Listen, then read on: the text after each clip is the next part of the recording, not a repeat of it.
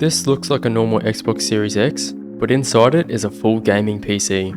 I've crammed a dedicated GPU, desktop CPU, internal power supply, and a fully functional optical drive. But before any of that, it was just a broken Xbox I picked up from Marketplace. So before planning anything, I needed to see what I was working with.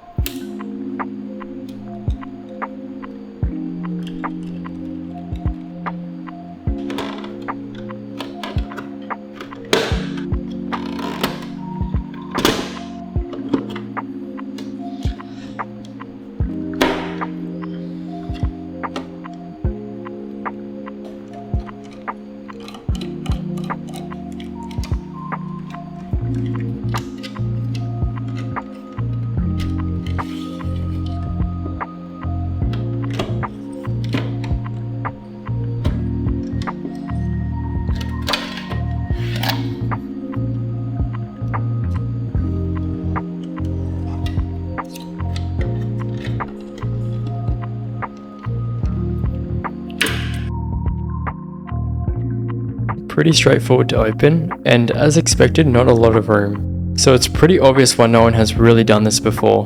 A mini ITX motherboard is completely out of the question. I was always under the impression that a mini ITX was the smallest motherboard with a full PCIe slot, until I found this, the NUC 12 Extreme Compute element. These normally live inside Intel's NUC 11 and 12 pre-built systems, but the crazy part is, it's basically an entire desktop PC compressed onto a card, CPU, RAM, and storage, and it's only about 130mm tall. Add a baseboard and you have a full 16-lane PCIe slot for your graphics card. This one came with an i7 12700, 32GB of DDR4 RAM, and a 1TB NVMe. It's not brand new hardware anymore, but it should pair perfectly with my GPU. Which brings us to the graphics card.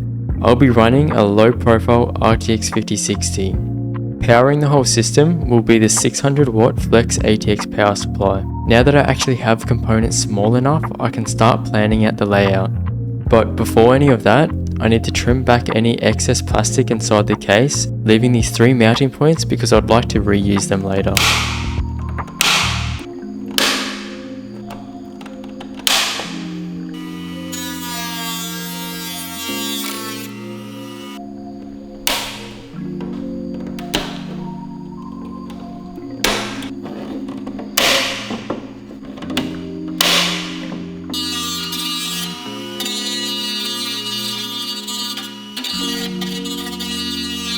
Okay, now that we have a little more room to work with, here's the plan. The compute board, baseboard, and GPU stack in here. The power supply sits snug at the back. I'll exhaust heat with a 120mm fan up top, and there's just enough room left for the optical drive, which leaves about 50mm at the bottom, perfect for a custom I/O shield. I'm keeping the original power button and LED board, which also gives me the eject switch. I've soldered into the switch pins and added a resistor in line with the LED so it can safely run off 5V. After many hours of 3D modeling, this is what I came up with. It might look a little over-engineered, but every piece serves a purpose and is crucial for this to be secure. Let's print the parts and see how it all comes together. A big thank you to Prusa for sending over the Core 1L. Because of the large build volume, I can print all these brackets in a single job, which saves a lot of time. Their easy print interface also makes it as simple as dragging a file into the browser and starting the print.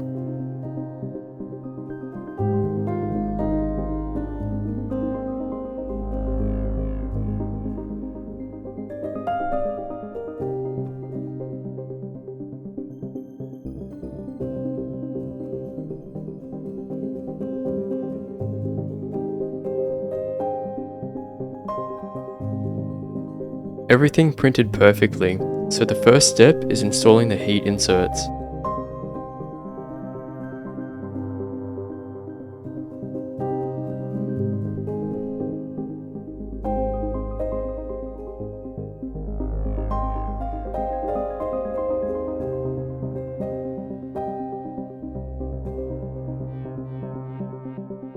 Now that all the heat inserts have been installed, I'm just mounting the front USB and a USB port for the disk drive.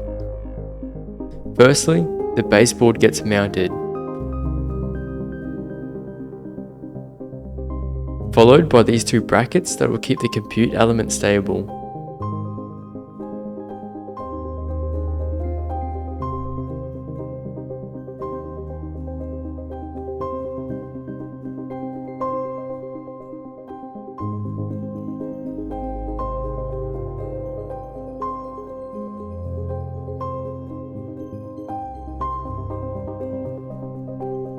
I've soldered on a single wire for the eject button.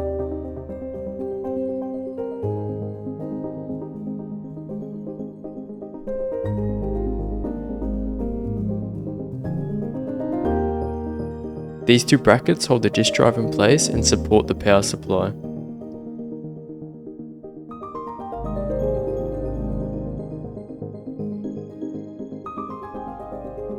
These brackets mount to the power supply and GPU, while also securing everything to the bottom of the Xbox shell.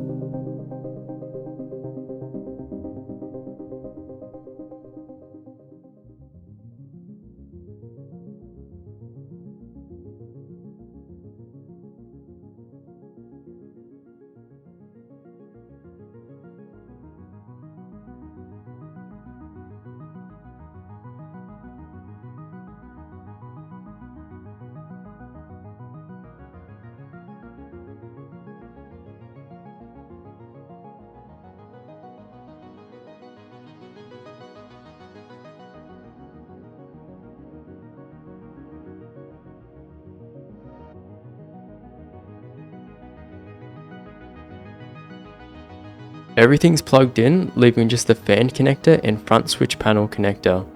Here's a closer look at it assembled.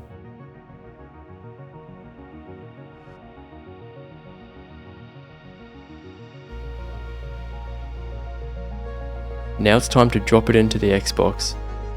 Before I do that, I need to mount the front switch panel.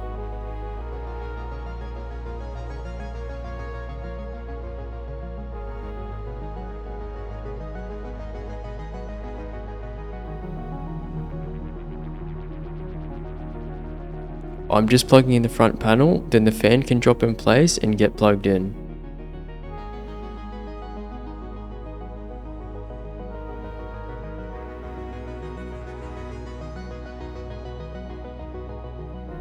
For the IO shield, I'm using this Galaxy Black filament Prusa sent over.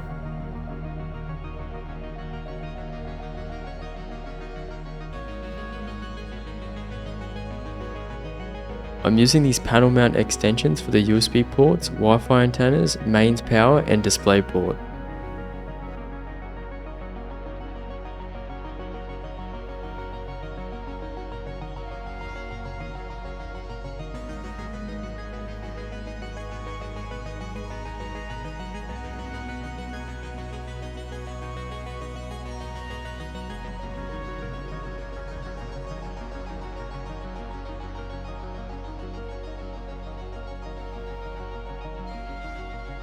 And just like that, it's complete.